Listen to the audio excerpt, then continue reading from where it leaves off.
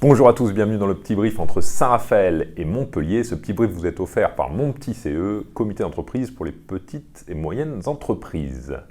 Tout de suite, le parrain du match, on remercie Hilario Aznar et le Casino Barrière de Saint-Raphaël de parrainer ce match.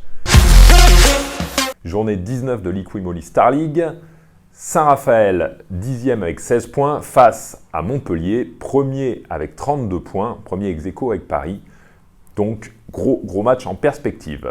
Saint-Raph reste sur 2 victoires consécutives et la première victoire à l'extérieur au buzzer face à Chartres. Quant à Montpellier, ils gagnent en championnat, mais ils viennent de perdre à Göppingen mardi dernier, 27-25.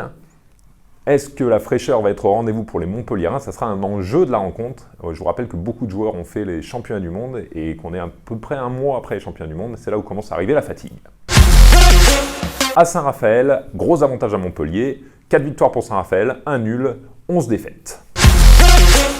C'est 3,8. 3,8, c'est la différence de buts encaissés depuis la reprise par les Raphaélois. C'est par rapport à la moyenne de la saison. Donc ça va un peu mieux en défense, on est à moins de 30 buts depuis la reprise du championnat en février. Voilà, ça sera un gros enjeu de ce match. J'ai choisi Nick Enigman face à Karl Conan. 2 joueurs qui ont des profils similaires en termes de poste dans le jeu, mais également qui ont eu une saison un peu similaire avec des blessures en première partie de saison. Ils reviennent depuis la reprise et ils doivent avoir un impact sur leurs équipes. Donc 2 gros joueurs, vous allez voir, c'est 2 molosses et ils vont s'affronter à distance sur le terrain. Pour Saint-Raphaël, il est simple, faire tomber un gros cette saison, on ne l'a pas fait, il n'y a pas de pression, Montpellier est censé être plus fort, mais ça serait sympa de battre Montpellier à domicile.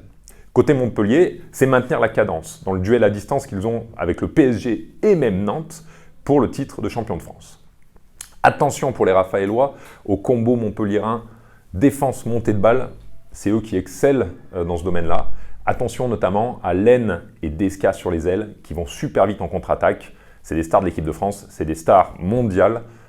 On va les avoir sous nos yeux vendredi soir. Amateurs du beau jeu, je vous demanderai de regarder également la continuité dans le jeu de Montpellier.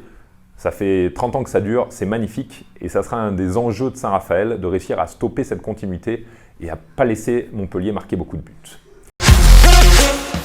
L'événement hand, c'est le 22 avril à Toulon.